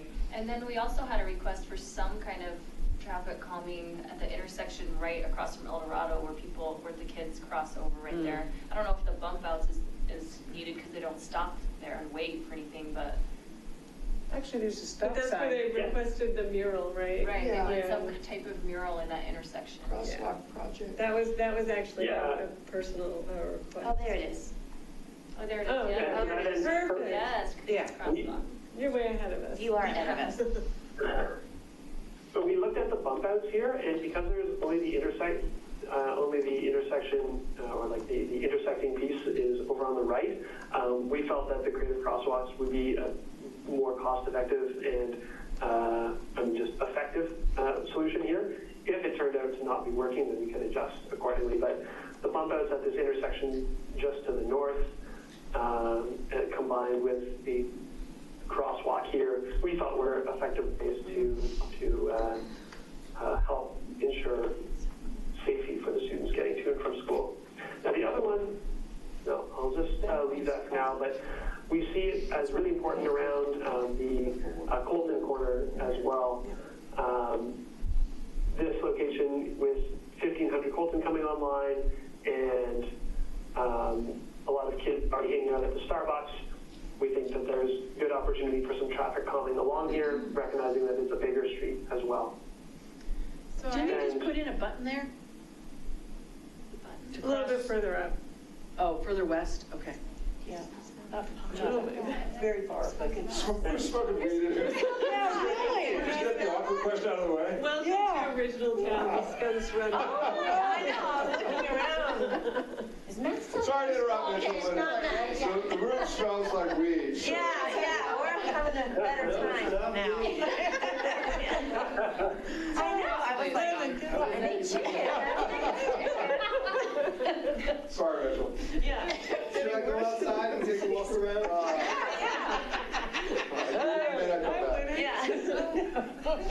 And I just have a question. All right, sounds like you've got some interesting stuff going on. Mitchell, I will just note that we don't have the bump out on the corner here for Rock Creek Village, but we think that is another good location for one, just to make it safer to get across, and I will be including that in the plan to CAPS, or plan to the Board of Trustees, so just right here where my cursor is right now. Okay. This one I think will be a challenge to get through, but it's an important one for traffic safety. So I try to stay out of this, right? If you could just put a little bullet when he talks about the bump outs and the crosswalks, maybe a bullet around engaging the TSC, the traffic and safety committee. Oh, yeah, I was just I gonna think say that. that'd be helpful. Yeah, because they're really on the front line of. Definitely. Traffic and So safety. just toss a little bullet in there. And funding Because that's too, the how board does thinks. that work? Good idea. Would that be a part of that was my question, but also with traffic and safety, would they fund part of that? We do have a budget, we have a separate budget around some of these traffic calming Okay. initiatives, so yeah, I mean. that's Possibility. Right, it's, art. It's all the same. Art before you dig, I mean, that's a great idea, that, let's not make ugly things to make things safer, let's, Right. try to beautify it, so it's great, love it. Thank you. And then we've just identified a few locations on private property for activating some of the disused parking spaces that appear to be located in places where we're going to be. We have a couple locations at Marketplace as well as at Rock Creek Village. These we see as primarily privately funded if they were to be painted murals, for instance. But we also see there could be some space for an art fair at either of these locations. And I say art fair rather than farmer's market because, as we understand from discussions with both the property owners, all the major grocery stores, so in this case the Safeway and Whole Foods, have contractual agreements with the property owners that there won't be any other commerce selling the same type of foods, not restaurants, but like a farmer's market effectively at either of these locations. So we're trying to balance these things, but also have definitely heard about how desired this type of congregation would be. And so an art fair seems like a way of balancing this out. And so these are a couple of locations at Marketplace, and I'll note that Target controls the space in front of their building, as does Whole Foods on the other side. And then over here at Marketplace, and we haven't received feedback from the property owners about any of this yet, but we wanted to share what we think are good opportunities for both of them. And then also here at, no, this is not Marketplace.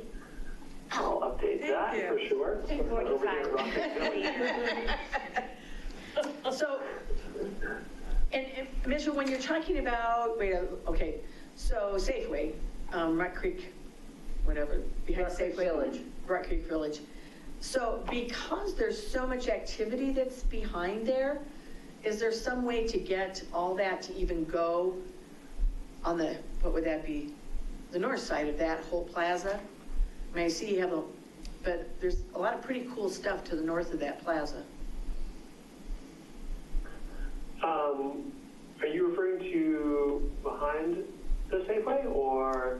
Del Vecchio's in that whole, because there's so much activity on the football fields and diamonds and all that kind of stuff, and Community Park, obviously. Or I think the idea was to put something in areas where there aren't a lot of cars, or where there's not a lot going on. Is that?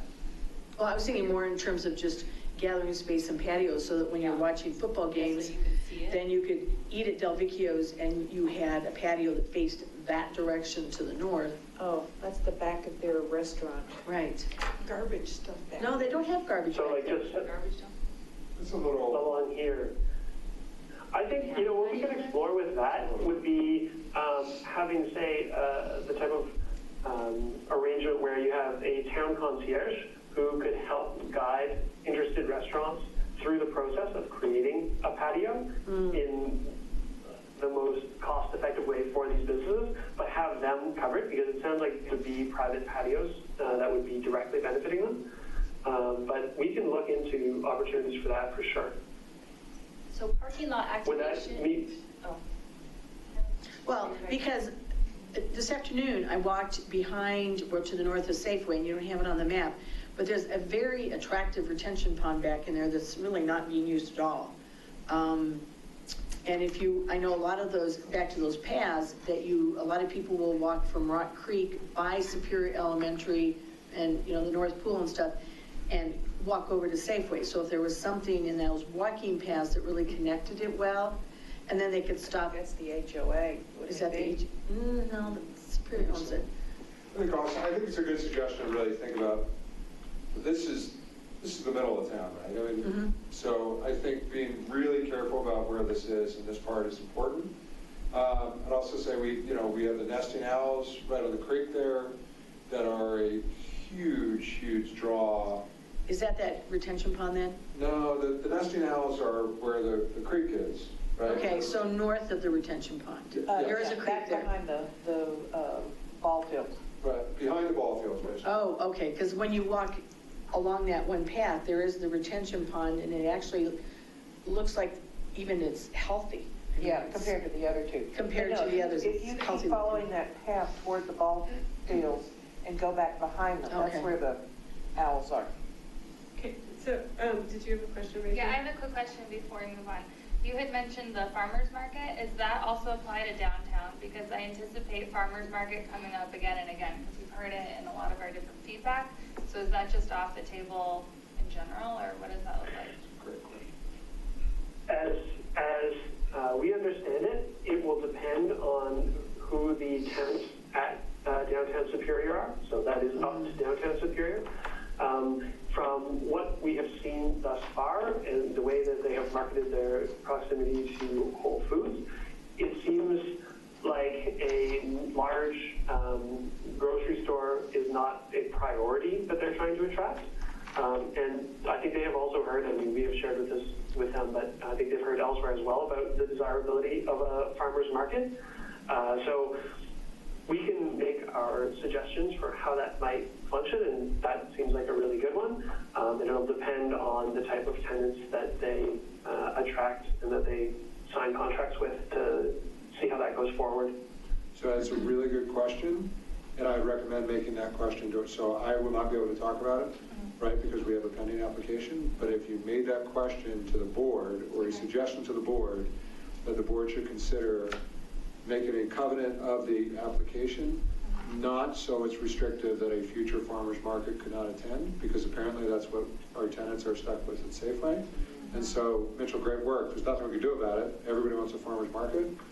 If we don't put that covenant in, if the board doesn't put that covenant in, then 2 years from now, we could be like, darn. So, great question. Please make that. And what is the actual process for doing this? Does Rachel or? Do I email this to the board? You could email that to the board, would be super helpful. Okay. So, and I don't think I did anything wrong.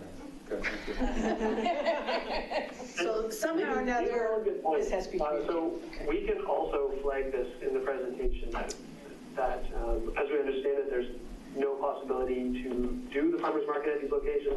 Downtown Superior could still have that potential, and it would be about what is allowed by covenant. So that's very helpful, and we're happy to include that as well. Could a farmer's market be done in one of the parks? So it could be anywhere, but But you need parking. right, think about all the farmers markets you go to. They're in, sure. you know, you want to park You're and commercial carry your markets. bags, you know. Yeah. Yeah, and then also recognizing the impact that can have on the grass and natural surroundings. Sure. Parking lots work out so well, but there could be some flexibility there. Does that also apply to the food trucks? I saw that on one of the slides, that restaurants don't want food trucks nearby or something. Is that a similar situation? Yeah. So there are some similarities there, but it's a little bit more complex.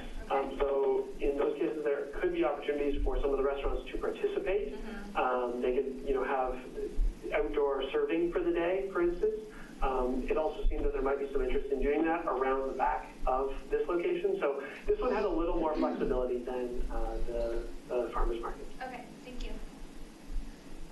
And just to be clear, when we talk about parking lot activation, what you're referring to is painting ground murals in parts of the parking lot?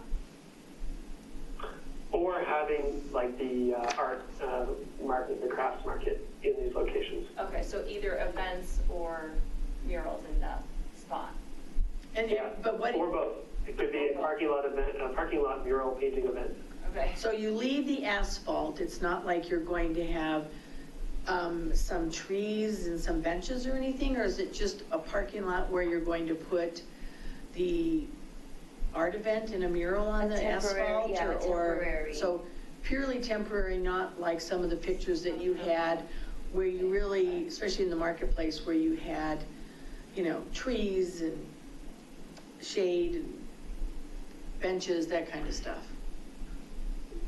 You can do benches, especially benches, with some shading elements temporarily, but beyond paint, we see any other intervention as temporary. So for instance, if you did have an art fair in one of these locations, you could create temporary seating either just by moving picnic tables to that location or by building them inexpensively using pallets, for instance, throw down some of the AstroTurf and other tents. So there are ways to combine this, but when we're talking about what would be there permanently, it would likely be the painted murals. And this we see primarily as the responsibility or to the interest of the owners of these sites, because there's a lot that we can do on public property as well. Okay. So moving along to public art, which really encompasses an array of different opportunities. I mean, there's a lot of reasons to have public art here, and they have a number of well-being benefits as well. Now, we understand that you've been working on pop-up prairie dogs, and that this is continuing into next year. So this would certainly be one opportunity to consider where the locations could be for for these, and then also just be thinking about how we could cluster different things together. And as this would be going for 2 years, the recommendation from Dina was that we look in another 2 years at what could come next and keep that flexible to the type of art that could be included. That was something we heard from you at the last meeting. So some other iconic image for Superior. And in this case, we went with the owls, and we understand that they're a creature that you have many of, but there would be any number of opportunities. And we were looking at about $2,000 per installation for that. And this, again, is a pretty cost-effective way of helping to highlight, hey, you're in Superior and look at all the art that we have. And along the way, we'd also heard perhaps local businesses could be interested in buying them. And this is another way to increase the funding that you have available to do more cool stuff. I think you should include a location on every trustee's front lawn. I'm sure the HOA wouldn't mind. Amazing. For now, we've stuck to the like municipal buildings, so 1500 Colton and Town Hall both have them. But yeah, that's something worth exploring further. Okay, thank you. For the relocation of the coal carts and sunflowers, these are the two quite specific locations that have been suggested. So, in the retention pond and sort of in the coal carts are a little bit of a no man's land, putting them on more prominent corners and ensuring that they can be more easily appreciated. For the caliber of this art, it's pretty inexpensive to move them.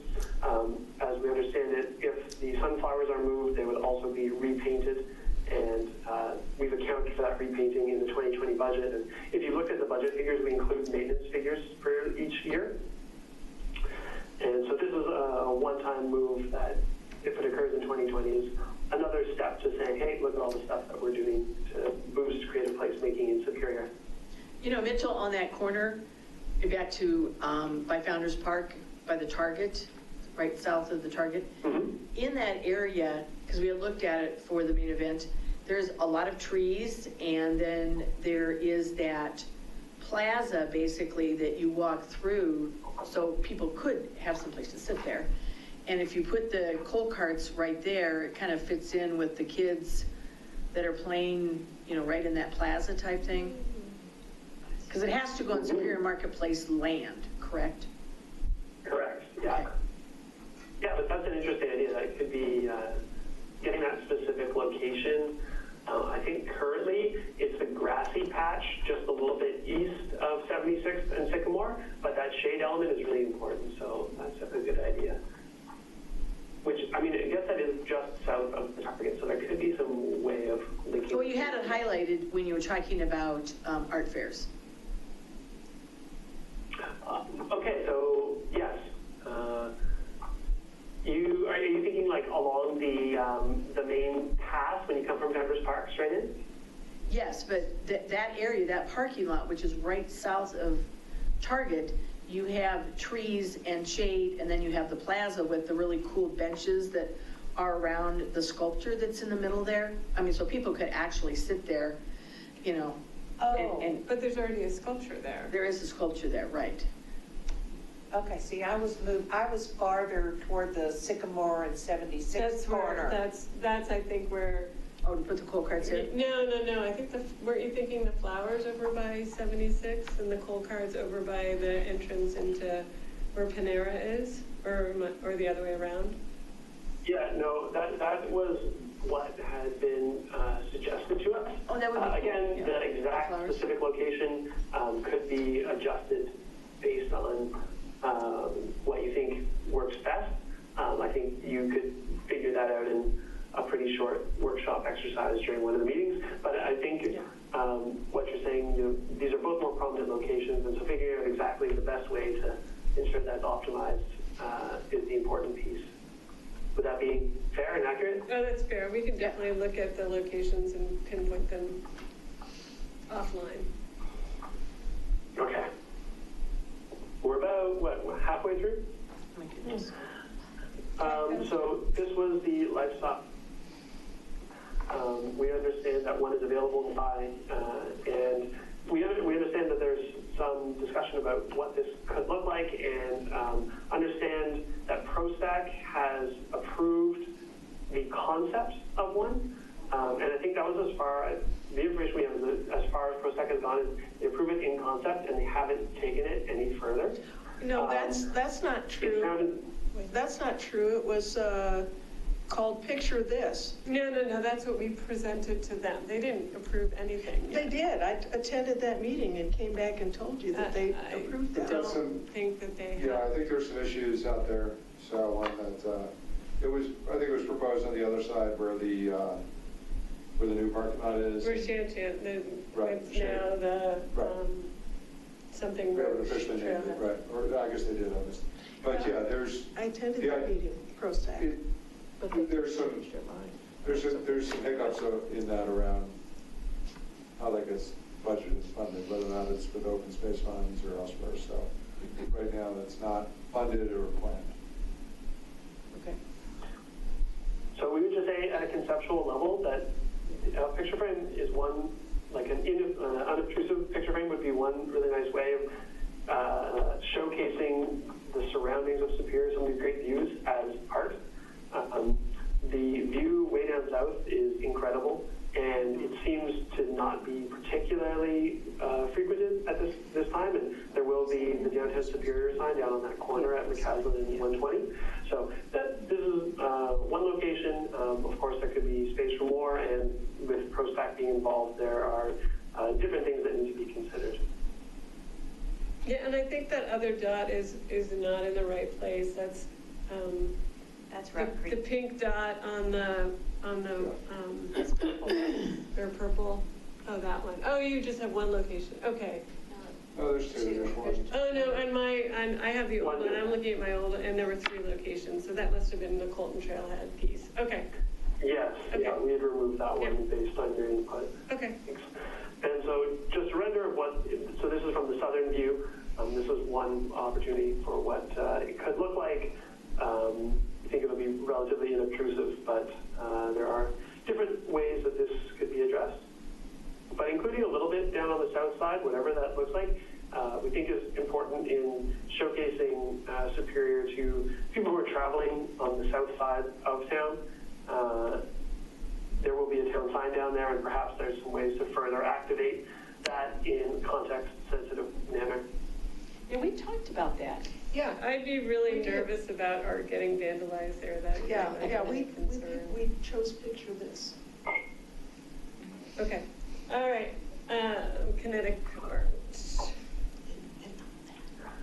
We heard a lot of interest in kinetic art. This stuff is astonishing. It's incredible. It's also quite expensive, but it's something that we see significant opportunity for. These are some of the potential locations, whether you'd like to co-locate it near the Zephyrin Triptych or have it in a completely separate location. One of the key things that would need to be studied further is the wind impact. So if it was being wind activated, we understand that you get hurricane force winds on a somewhat regular basis. So ensuring that this art would not be destroyed would be a really important piece of that. So in principle, we think it's useful, and that these are some of the fascinating, really nice pieces. But there would be some key questions that need to be resolved, and these are some potential locations that could be used to do so.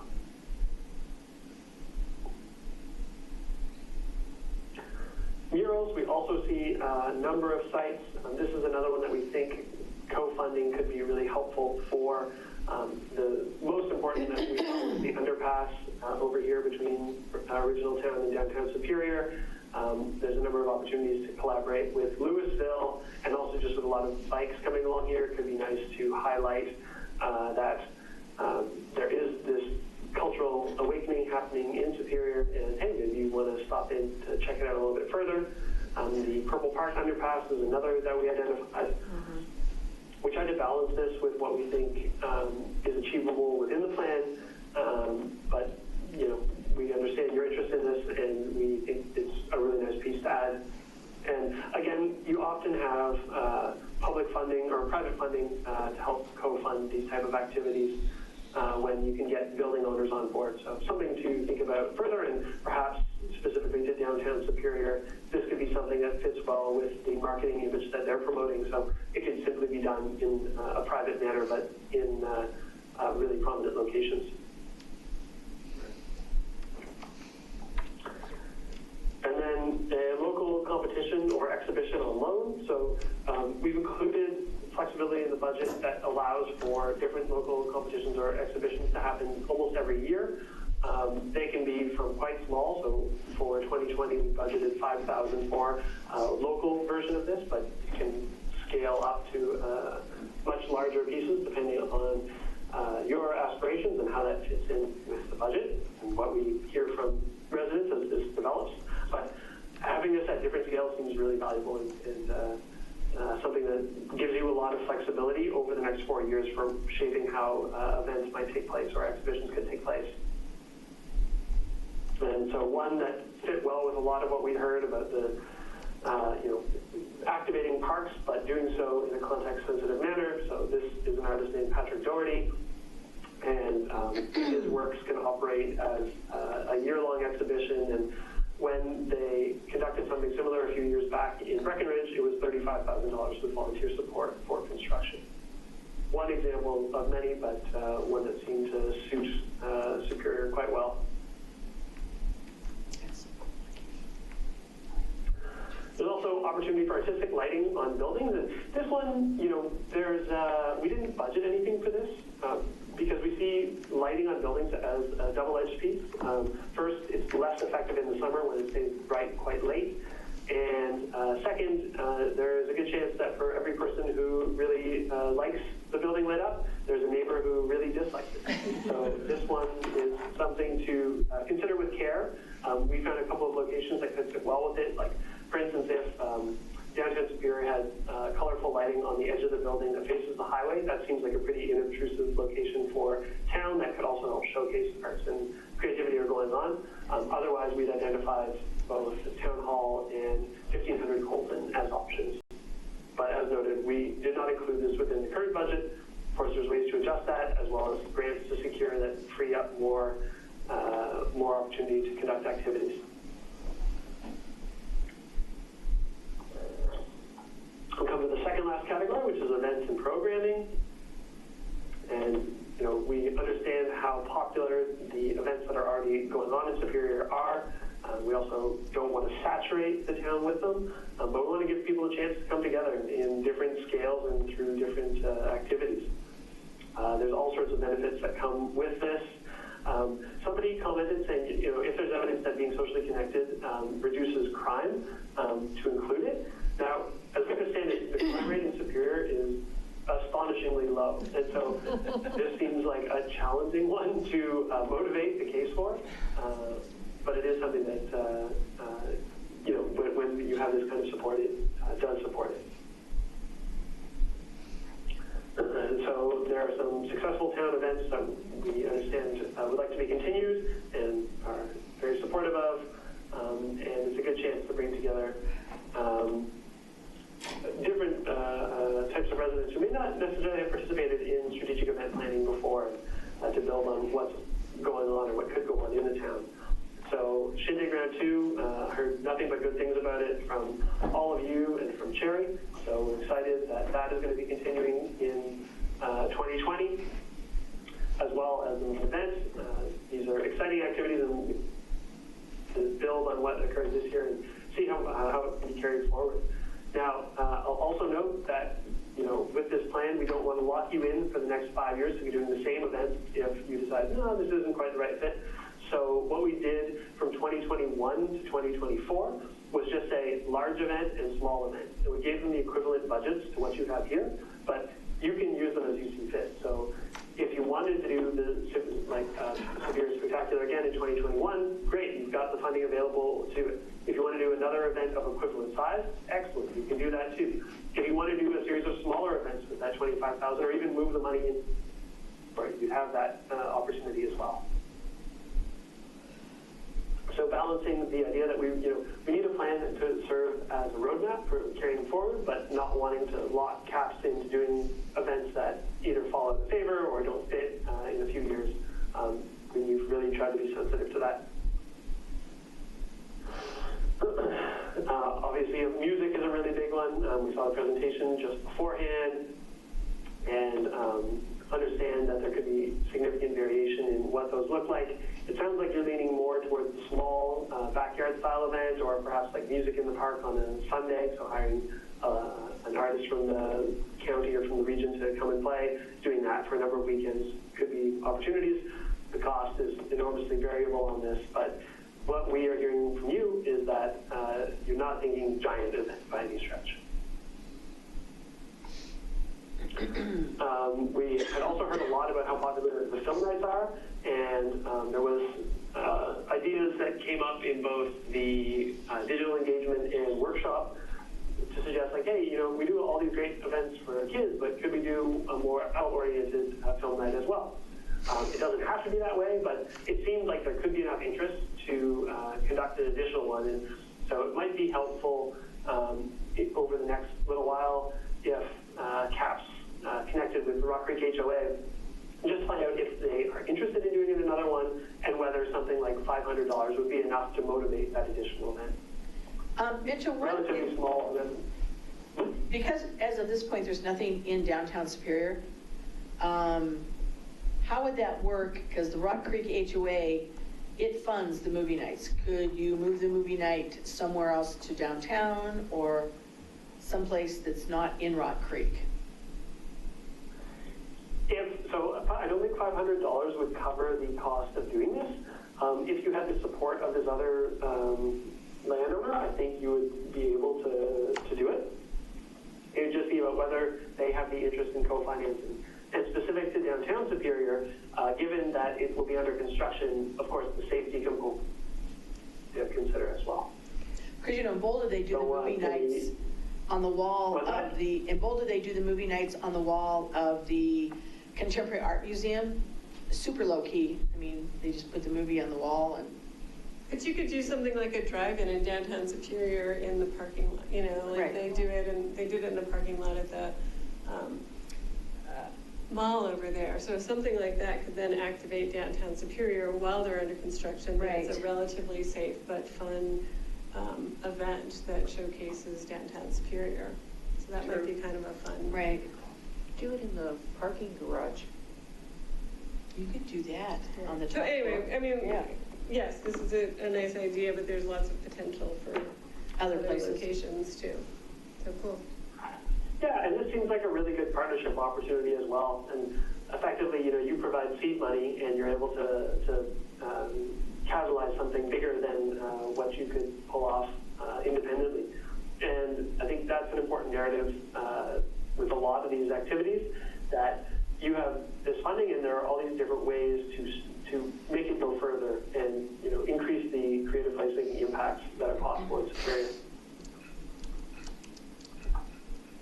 So Food Truck Fest, yeah, this would be an issue with some of the commercial centers. Community Park was identified as a potential location. Depending what you're looking at and how big it was, the 1500 Colton parking lot would be another location. So there's some opportunity for this.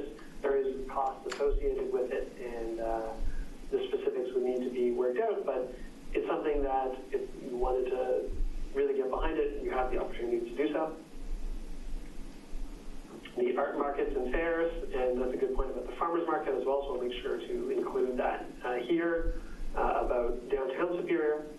So it's the kind of thing that, you know, just like with Superior Spectacular, artists who are coming out to sell their wares may be a little hesitant for a new event at first. If this proved to be successful, financially lucrative for them, you could likely see costs to diminish over time, depending how frequently you wanted to do this. So does the $10,000 per event include the cost of managing the event? I mean, this is one of the things that, you know, all of this stuff seems really lovely, but who's doing it? Yeah, so I mean, depending on the scale that you want to go with, you can get a lot of some variation in here.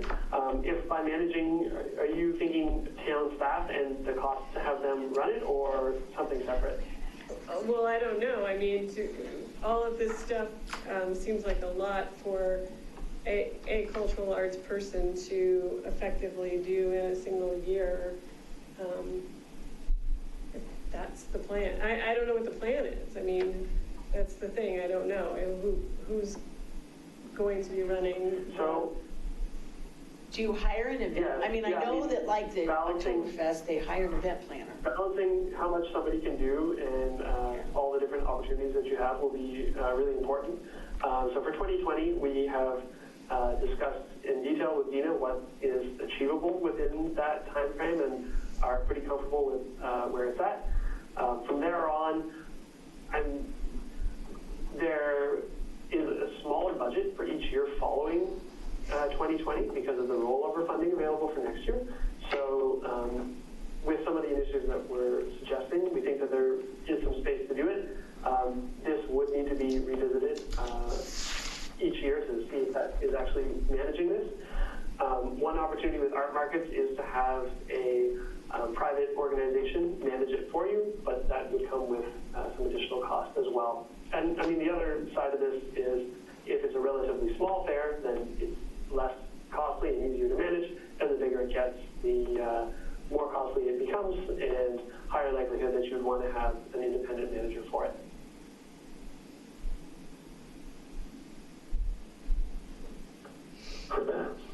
So Dinners in the Park, this also came up as something that people were really excited about. This, again, could take so many forms, from just inviting residents to come set up tables and just providing the hand washing and bathrooms to allow this, and I know some of the parks are already set up for that. You could really make this a do-it-yourself town event. You could also go scale all the way up to something like the Dîner en Blanc format. And we reached out to them to find out how much it might cost to host that. They haven't come back with a number yet. So you can do from quite small, intimate, and community-driven up to a pretty large event. And we think 10,000 would be like a medium-sized event that required, you know, the town bringing in tables and all the cooking and hand washing areas and everything that comes with a major outdoor dinner with a nice piece, rather than just like a picnic in the park, which would be the small scale version. So library programming in Superior. So as we're talking about this right now, there was a comment on October 24th. We have programming in Louisville for Superior residents. But what we're talking about is programming in Superior by the Louisville Library. And the librarian is very open to this. Given that Superior is already contributing 20% to the Louisville Library budget and not having any programming in town, there is opportunity that this could be financed directly through the contributions to the municipal library. This can take a lot of different forms, and I think one interesting piece to doing programming in Superior, you know, you'll have 1,500 Colton, but it would give you the opportunity to find out what kind of library space might work best for you in the next couple of years. So we've heard discussion about an annex, we've heard discussion about a holds locker. One of these options could fit along with programming, and it may be helpful to see how these things fit together and see what Superior residents respond to, and test that out for a little while before making the permanent decision. Mitchell, the board got a presentation a couple years ago, kind of the future of the library, community library. So I'm going to take that up and send it to you in copy caps. So it's a good, you know, like, you know, books and shelves aren't interesting anymore. How do you engage? They're not as interesting. So we got a good presentation a couple years ago. I'll send it to you just for your, that'll tie in nicely with this. Well, we also pulled a lot of things like those lockers. We stored them on Pinterest. The idea of, I can go to the Louisville Library and reserve a book, and they bring it and it's in almost like an Amazon locker kind of thing. Yeah. Yeah, so the hold locker is certainly an option, and the cost for a hold locker is $1,000. Of course, an annex costs much more than that, so you have some, it would be investments in either of these larger pieces, and it may be most cost effective to do that while the renovation of 1500 Colton is ongoing. If there's any space for flexibility where you could, at a pretty similar cost, achieve achieve the same thing in a couple of years, that might be a nice way to determine exactly what fits best and what the demand is in Superior. But again, these are options that can be adjusted to what residents would like to see. And a key piece of that is the ongoing engagement in Hunter's Colton.